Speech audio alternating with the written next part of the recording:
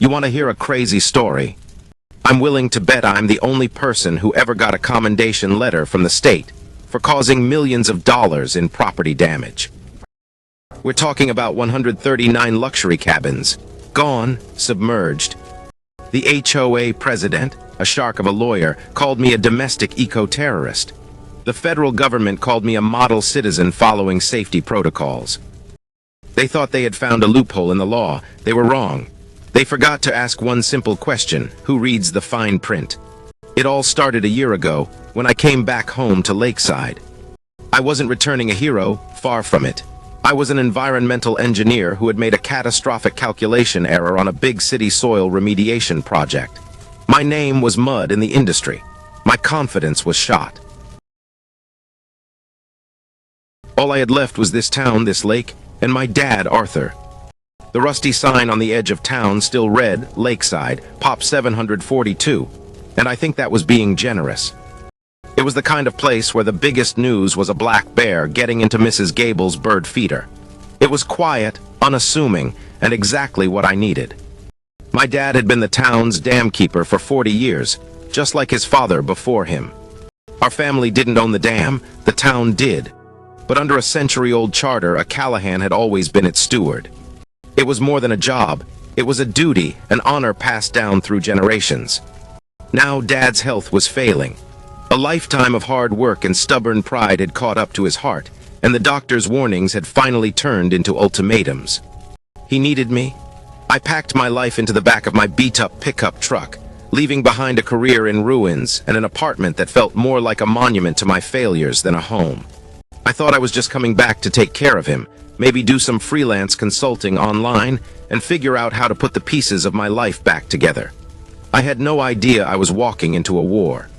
The Lakeside Dam isn't a giant like the Hoover, a concrete behemoth that inspires awe. It's a solid, Depression-era gravity dam, built of stone and sheer willpower by men who knew how to make things last. It's reliable, unforgiving. My whole childhood was spent in its shadow, fishing for perch at its base, tracing the cracks in the concrete with my fingers. Dad taught me everything there was to know about it. How to read the subtle shifts in the pressure gauges, how to grease the sluice gate gears until they moved with a satisfying groan, how to listen to the deep, resonant hum of the turbines that gave our small town its power. He spoke of the dam not as a structure, but as a living thing, a sleeping giant that kept our community safe. "You don't command it, Liam," he'd say, his voice rough as sandpaper. "You listen to it, you respect its power. It'll tell you everything you need to know if you're just quiet enough to hear it." The week I got back, he handed me the old operational manuals. They were huge, leather-bound ledgers that smelled like his pipe tobacco, WD-40 and old paper. The pages were yellowed and brittle, filled with his spidery handwriting in the margins, updates and observations stretching back decades. I thought it was just him passing the torch, a sentimental gesture. I didn't realize he was arming me for the fight to come. The change came subtly at first, like a shift in the wind before a storm.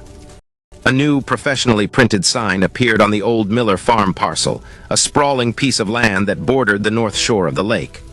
"Serenity Shores," it read in a flowing, generic script, "a private HOA community." Then came the glossy brochures in our mailboxes, slipped in with the grocery store flyers. They promised exclusive lakeside living and harmony with nature, featuring computer-generated images of smiling, attractive people kayaking on water that was a shade of blue our lake had never been. The face of this new development was a woman named Isabella Thorne. She wasn't your typical HOA president, some busybody with a ruler measuring lawn heights. She was a high-powered real estate attorney from the city, the kind of woman who'd never worked an honest day of physical labor but wore a Rolex like a badge of honor.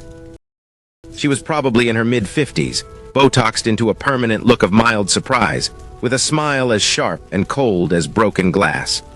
She held a town hall meeting in the old Grange Hall, a place that usually hosted potlucks and bingo nights. She stood at the podium in a tailored pantsuit that probably cost more than my truck, radiating an aura of condescending charm.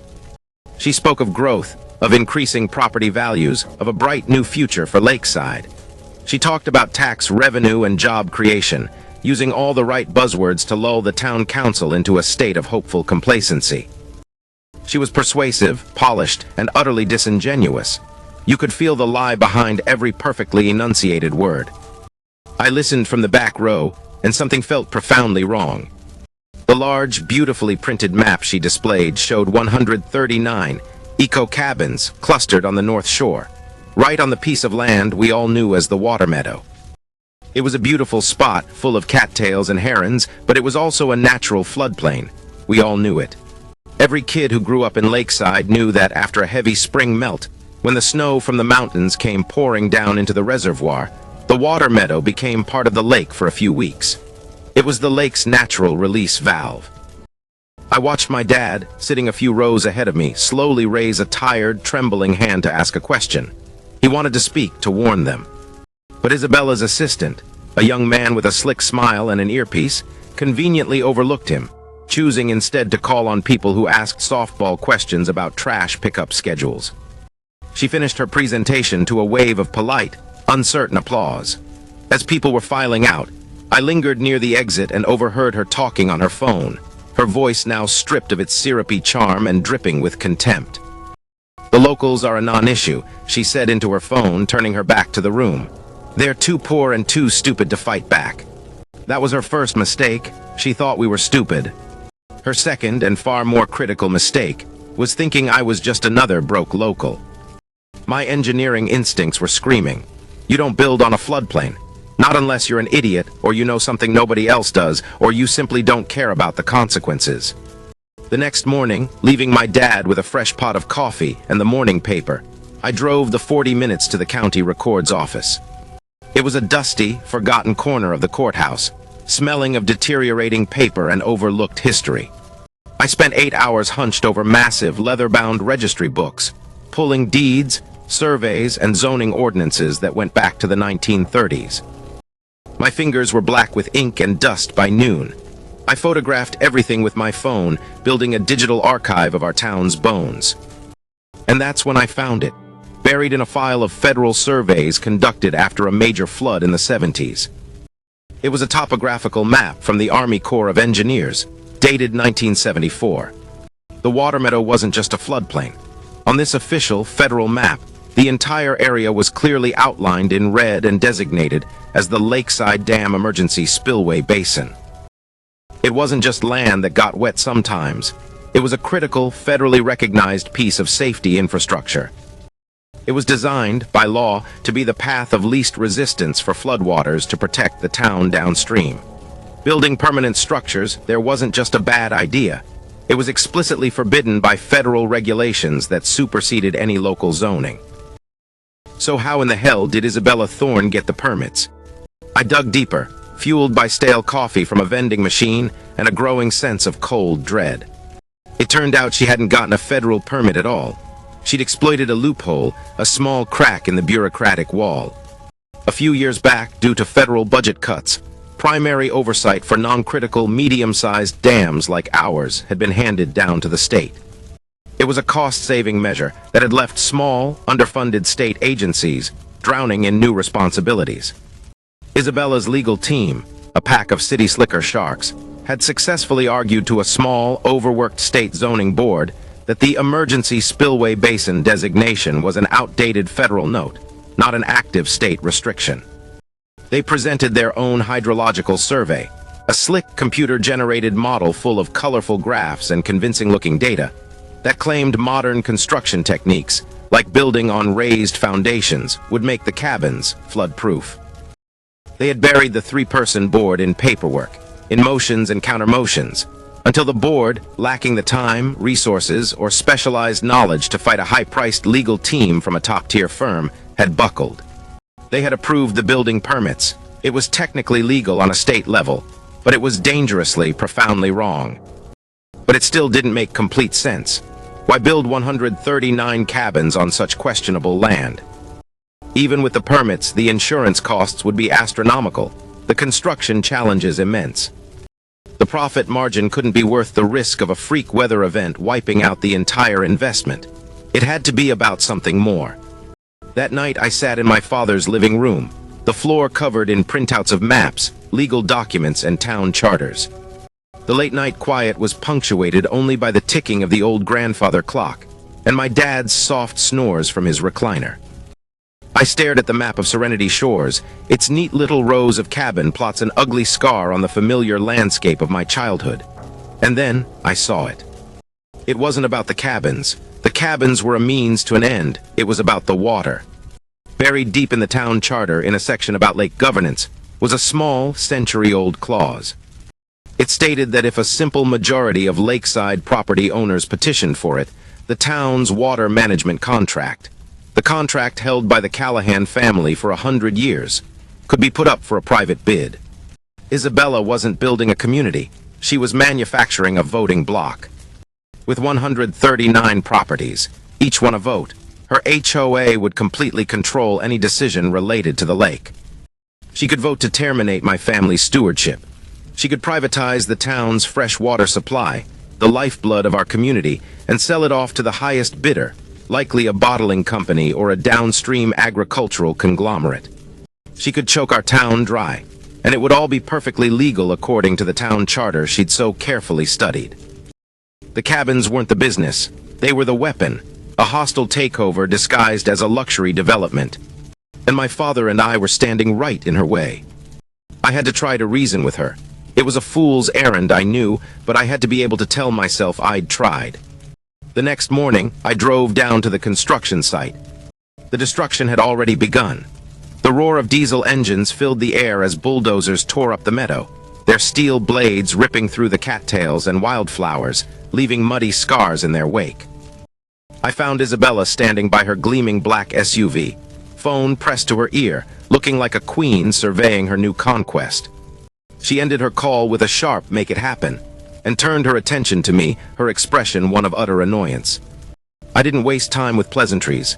I laid it all out for her, my voice steady despite the anger churning in my gut. I showed her the Army Corps of Engineers map, the federal designation, the clear and present danger to the town downstream if the spillway was obstructed. I explained her transparent scheme to seize the water rights. She listened without interrupting, a smirk playing on her lips. She didn't even glance at the documents I held out to her. When I was finished, she slowly took off her designer sunglasses, and her eyes, the color of a winter sky, were like chips of ice. "Mr. Callahan," she said, her voice soft but laced with steel. "My permits are in order. My surveys are state-of-the-art and state-approved. You are, if my research is correct, a disgraced engineer currently living with his father. You have no standing here. You have no credibility." She held up a manicured hand, stopping me before I could speak again.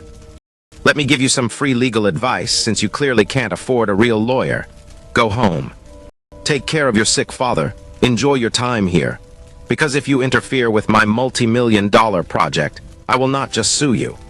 I will use your past professional mistakes to bury you so deep in litigation, you'll be paying my legal fees for the rest of your natural life."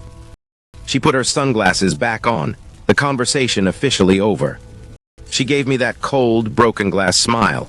"Do we have an understanding?" Her threat hit me right where it hurt the most. She knew, of course she knew. A meticulous shark like her would have run a full background check on me, on my father, on everyone in town before she even bought the land. My failure, the catastrophic miscalculation that had ended my career, wasn't just a personal shame anymore. It was a weapon she was aiming at the heart of my entire town.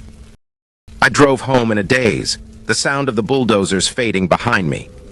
I felt that old, familiar knot of dread tighten in my stomach. How could I possibly be a credible voice against her project when my own professional credibility was in shambles? She could paint me as a bitter, washed-up engineer trying to sabotage a project out of spite, and people would believe her.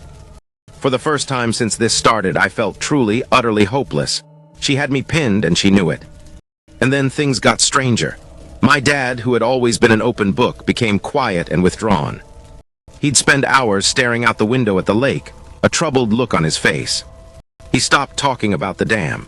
When I tried to tell him the details of Isabella's plan for the water rights, he'd just shake his head and change the subject to the weather or the leaky faucet in the bathroom. He looked tired, haunted. It was more than just his heart condition, it was a weight on his soul. One afternoon, I walked into the kitchen as he was on the phone, his back to me. His voice was low and panicked, a tone I'd never heard from him before. "I can't," he was saying, his voice cracking. "Please, just give me more time, he doesn't understand." He saw me in the reflection of the window and hung up abruptly, his face pale and clammy. "Who was that, Dad?" I asked gently. "Wrong number," he mumbled, refusing to meet my eyes as he shuffled out of the room. But I'd seen the caller ID on the phone screen before it went dark. It wasn't a wrong number. It was the main office of Thorne and Associates. That night I couldn't sleep. The thought of that phone call, of the fear in my father's voice, kept replaying in my mind. Around 2 a.m., I went downstairs and found him sitting in his recliner in the dark, the faint moonlight from the window illuminating his silhouette as he stared out at the lake. The half-built skeletons of the cabins across the water were just dark shapes against the sky. I pulled up a stool and sat with him in the silence for a long time before I spoke. "Dad, she's talking to you, isn't she?" "Isabella." He didn't answer at first. The old clock ticked away the seconds. Then a quiet, ragged sob escaped him, a sound that broke my heart, and the whole story came pouring out in a torrent of guilt and pain. Isabella had approached him weeks ago, right after I came home. She hadn't threatened him, not directly. She was too smart for that. She'd offered him a deal. She showed him brochures for the best cardiac care clinics in the country. She told him she would set up a private, ironclad trust fund to ensure he had the best medical care money could buy for the rest of his life.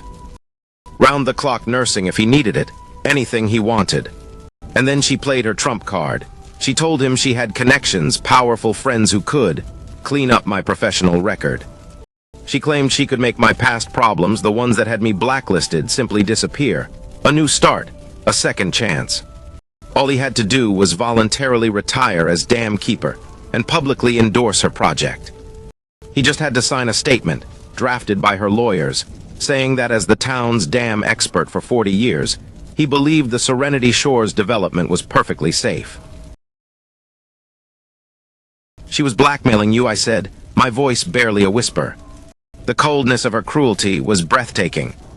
"No, son," he said, finally looking at me, his eyes full of a pain that was worse than any physical ailment. "She wasn't blackmailing me. She was blackmailing me with you.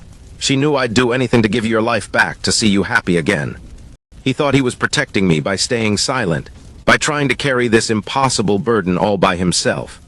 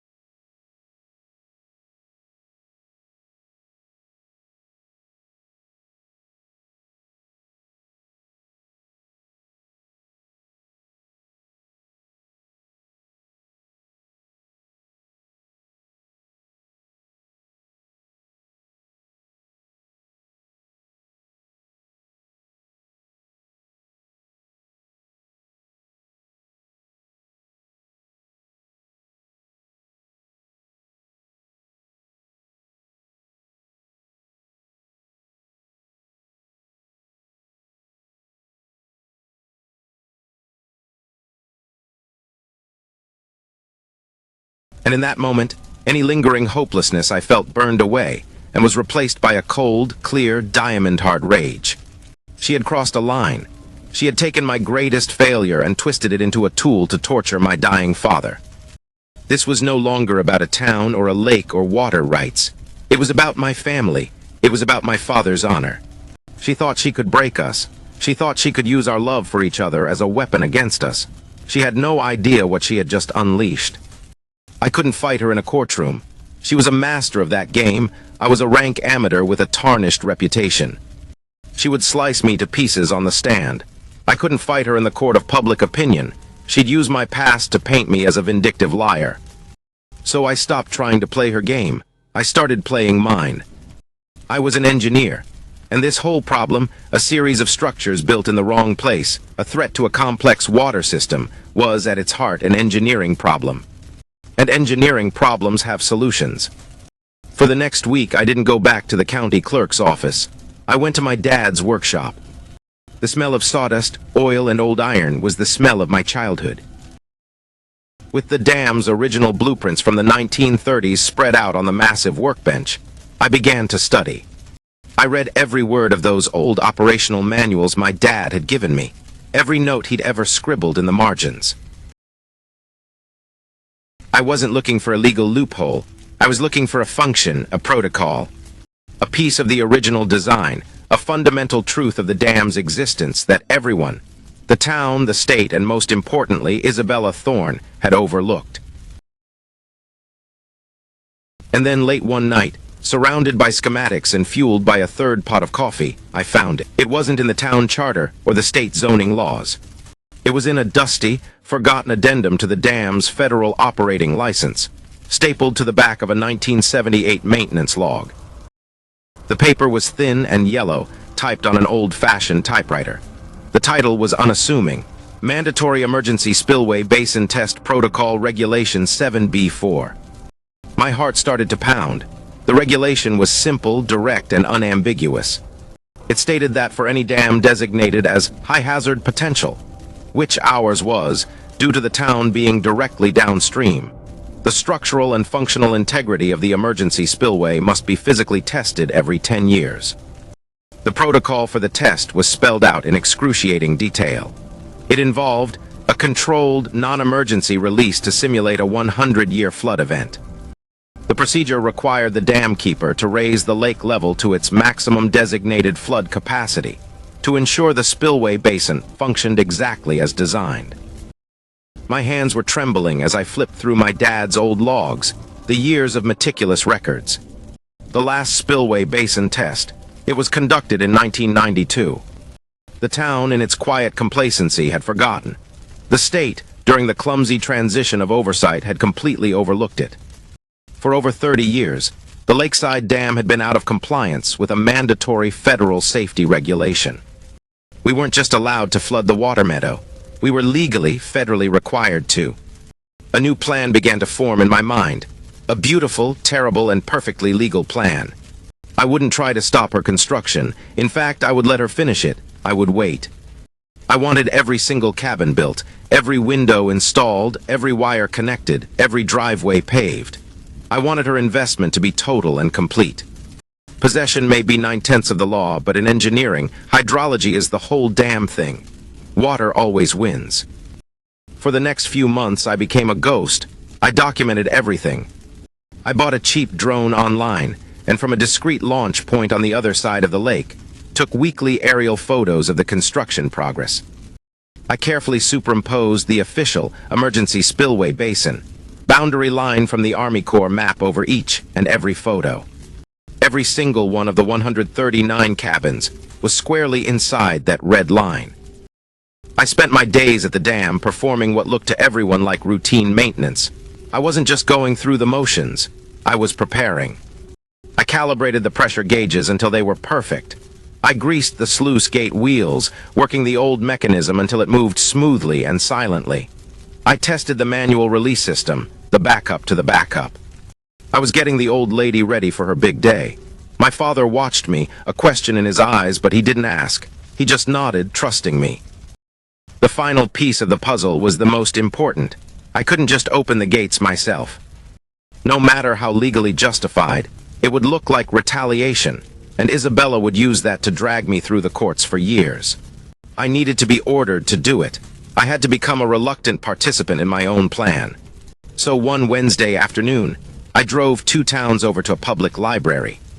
I used one of their ancient desktop computers and their public Wi-Fi to create a generic, untraceable email address. johnsmithlakeside@email.com, or something equally boring. I drafted a short, polite, concerned citizen email to the regional head of the Federal Dam Safety Oversight Committee, whose name and contact information I'd found on a government website. I didn't make any accusations. I didn't mention Isabella Thorne or the HOA. I just played the part of a worried local who had stumbled upon some public records.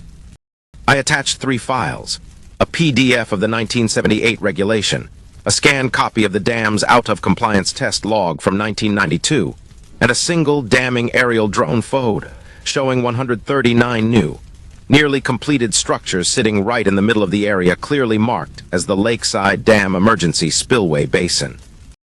My email was simple. "Dear Sir," I wrote, "as a concerned resident of Lakeside, I was reviewing public safety documents related to our town's dam and noticed this regulation and the attached test log. I also took this photograph of the recent construction. I'm not an expert, but is this safe?" I took a deep breath, my finger hovering over the mouse. Then I clicked send. I had just lit the fuse on a bureaucratic bomb. Now all I could do was wait for it to explode. The next 2 months were the longest of my life. The wheels of government turn at a glacial pace, and for 60 agonizing days, I heard nothing but every morning, I'd drink my coffee on the porch and watch the progress across the lake. Serenity Shores was no longer a construction site. It was becoming a neighborhood. The 139 cabins, all identical shades of beige and forest green, went up like a prefabricated forest. Trucks laid fresh black asphalt for roads. They installed quaint-looking streetlights. Isabella Thorne was there almost every day, zipping around in a shiny new golf cart, pointing, directing, her voice carrying across the water on the morning breeze. She even had the audacity to install a massive carved wooden sign at the entrance. "Serenity Shores, live in harmony with the lake." The irony was so thick you could choke on it. I told my dad nothing of my plan. The less he knew, the safer he'd be if things went sideways. All he knew was that I'd asked him to trust me, and he did. With the weight of Isabella's blackmail gone, his health actually started to improve. The color returned to his cheeks. He started joining me for walks along the dam in the evenings, the old dam keeper and his apprentice, just like when I was a kid.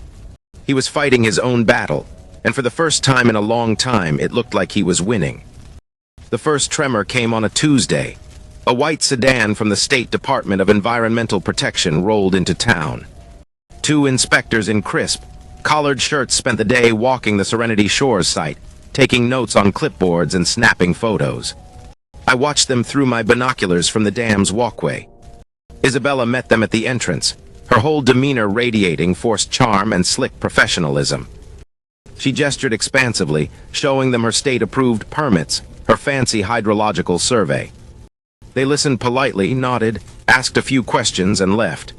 A week later, a letter arrived at the Serenity Shores main office. It was a notice of concern from the state, citing construction within a potential flood zone and requesting additional documentation. It was a bureaucratic slap on the wrist, a paper shield for the state to cover its own backside. Through my binoculars, I watched Isabella read the letter, laugh, tear it into 4 neat pieces, and drop it into a trash can. She thought she'd won. She thought she'd handled the little nuisance from the state. She didn't realize the state was just the opening act. The headliner was still on its way. The real call came a month after that. It was a crisp autumn morning. The phone rang, and the caller ID was a blocked number from a Washington, D.C. area code. My heart leaped into my throat. The man on the other end introduced himself as Mr. Henderson, from the Federal Dam Safety Oversight Committee. His voice was gravelly, no nonsense, the sound of a man who had spent 40 years dealing with red tape and had no patience left for foolishness. He didn't want to talk to the HOA, he didn't want to talk to the mayor, he wanted to talk to the dam keeper. He said he'd be in town in 2 days. He arrived not in a flashy car, but a standard-issue, dark blue Ford sedan that blended in with the scenery. He was a serious man in his late 60s, with a weathered face and eyes that had seen everything. He didn't mention my anonymous email. He just sat at our kitchen table, accepted a cup of black coffee from my dad, and laid out the facts as if he were reading a weather report. "Mr. Callahan," he said, looking at me over the rim of his reading glasses, "your dam is 30 years out of compliance on its emergency spillway test protocol. That is a Category 1 federal safety violation. We have also noted significant, unpermitted construction within the federally designated spillway basin." He paused, letting the weight of his words settle in the quiet kitchen. "As the current acting dam steward, we are officially directing you to prepare a plan to conduct Protocol 7B4 within the next 60 days. It was happening. The bomb had finally gone off right on schedule. Henderson reached into his worn leather briefcase and pulled out a thick manila envelope. He handed it to me. It was a formal, multi-page directive on official government letterhead, outlining my responsibilities and the exact parameters of the test. He then slid a second, smaller envelope across the table. "This," he said, "is a courtesy copy. The original is being sent via certified mail to the registered agent of the Serenity Shores Homeowners Association." Inside was a legally binding notice to vacate. It informed them that a mandatory federal safety test would soon take place, a test which would result in the temporary but total inundation of the emergency spillway basin. They were ordered to cease all activity and evacuate all personnel and property within 30 days. I had to bite the inside of my cheek to keep from smiling. Temporary but total inundation. It was the most beautiful, terrifying, and perfect piece of government jargon I had ever heard in my life. I was on the dam walkway the next afternoon when I saw the mail truck pull up to Isabella's on-site office. I can only imagine her reaction as she signed for that certified letter. First disbelief, then outrage, then a flurry of frantic, furious calls to her high-priced lawyers in the city. But for the first time in her life, she was fighting something she couldn't sue, bribe, or intimidate. She was fighting the United States federal government. And the government had just handed me a written order to open the floodgates. The final countdown had begun. Isabella, as you might imagine, did not take it well. For the next 3 weeks, my life was a whirlwind of legal threats and attempted intimidation. Her lawyers, the same pack of sharks who had bullied the state zoning board, sent me daily cease and desist letters via courier. They were filled with bombastic legal threats, accusing me of tortious interference with a commercial enterprise, malicious conspiracy, and a half-dozen other fabricated offenses. They threatened to sue me personally for the entire value of the development. They filed for an emergency injunction with the state court to halt the federal order. It was all sound and fury, signifying nothing. My response to every single letter was the same. A polite, one-sentence email with a scanned PDF of the federal directive from Mr. Henderson attached. My only comment was, "I am acting under a direct and lawful order from a federal authority. Please direct your inquiries to their office." The state judge took one look at the injunction request, saw the federal seal on the directive, and practically laughed it out of his courtroom. "This is a federal safety matter," he ruled, his voice flat with finality. "My hands are tied. Injunction denied." Isabella, the master manipulator, the queen of the loophole, was finding out what it felt like to be completely and utterly powerless. Her high-priced connections couldn't help her. You can't lobby a safety regulation. You can't sue a flood. The deadline was a Thursday in late October.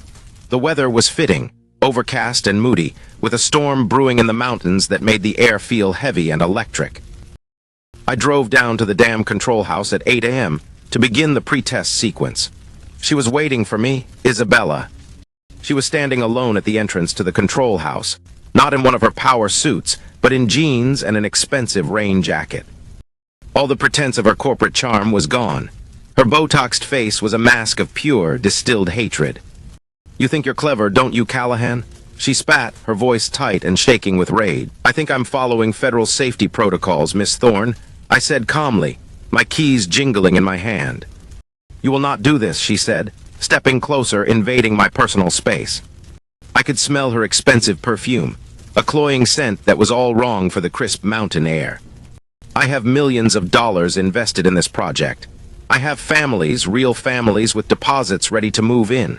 You will destroy everything." "You built on a federally designated emergency spillway," I replied, my voice even and quiet. I refused to raise it to match hers. "You were warned by the state. You ignored them. You gambled that no one would notice or have the guts to stop you. You lost." I walked past her toward the control house door. Her voice followed me, rising to a shrill, desperate shriek. "I will ruin you, do you hear me? I swear to God I will ruin you. This isn't over." I unlocked the heavy steel door, stepped inside, and closed it behind me, the sound of her voice finally cut off by the thick concrete walls. I didn't look back. The process wasn't dramatic like in the movies. There wasn't one big red button to push. It was a sequence, a protocol, just like the manual said. I moved through the small control room, a place I knew better than my own bedroom. I engaged the primary sluice gate controls, flipping a series of heavy breakers. A klaxon horn, silent for 3 decades, suddenly blared to life, its loud, urgent cry echoing across the lake, a mandatory 3-minute warning for anyone downstream. Then, with my checklist in front of me, I initiated the closure. Deep in the heart of the dam, invisible to the world, 100-ton steel gates began to slowly, deliberately lower, restricting the river's outflow to a mere trickle. The water that fed the lake from the mountain streams was now coming in much, much faster than it was going out. The test had officially begun. The lake began to rise. It was almost imperceptible at first, an inch every 10 minutes, a slow, silent, unstoppable tide. I stood on the dam's walkway with Mr. Henderson, the federal inspector, who had arrived an hour earlier to supervise and document the entire procedure. He stood with his clipboard, making notes, a silent observer to the inevitable. We watched together as the morning wore on.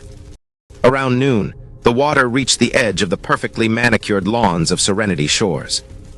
An hour later, it was lapping at the foundations of the first row of cabins. By 2 p.m., it was halfway up their brand-new, freshly painted doors. The exclusive community disappeared, replaced by a murky, spreading pool.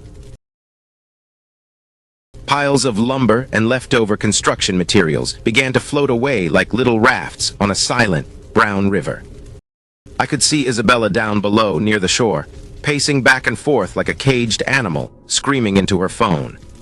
But there was no one left to call. No one could stop it. This wasn't an act of God that she could file an insurance claim against. This was an act of Congress, codified in the Federal Register. The protocol required the water level to be maintained at peak capacity for a full 24 hours to test the dam's integrity under stress. By the next morning, Serenity Shores was gone. 139 cabins, a multi-million-dollar investment, were now just a massive, submerged wreck. Only the peaks of the roofs were visible above the water, like a strange, angular archipelago in the newly expanded lake. It was a total, absolute loss. A loss that would be denied by her insurance company, of course, because every policy has an exclusion for gross negligence and failure to comply with federal regulations. Isabella Thorne was financially and professionally ruined. The HOA declared bankruptcy within a week. The class action lawsuits from her investors and the families who had put down deposits would keep her tied up in court for the next decade. A week later, I received one last letter. It was from Mr. Henderson's office. It officially certified that the Lakeside Dam had successfully passed its safety test and was now in full compliance. In a short, handwritten note at the bottom, he commended my diligence and professionalism in upholding critical safety standards. I framed that letter and hung it on my office wall. My dad and I stood on the porch, looking out at the water. It took a few days for the lake to recede back to its normal level. The water meadow was a muddy, debris-strewn mess, but it was a meadow again. It was part of the lake, just as nature had always intended. "You listen to it, son," my dad said, putting a heavy, warm hand on my shoulder. His voice was thick with emotion. "I did, Dad," I said, looking at the reclaimed land, feeling the quiet satisfaction of a job well done. "I really did. They thought the law was a tool just for them, a weapon to be used against people like us. They never imagined that we could read the rules better than they could. They never imagined that the quiet man in the old house by the lake knew exactly which lever to pull to bring their whole rotten world crashing down."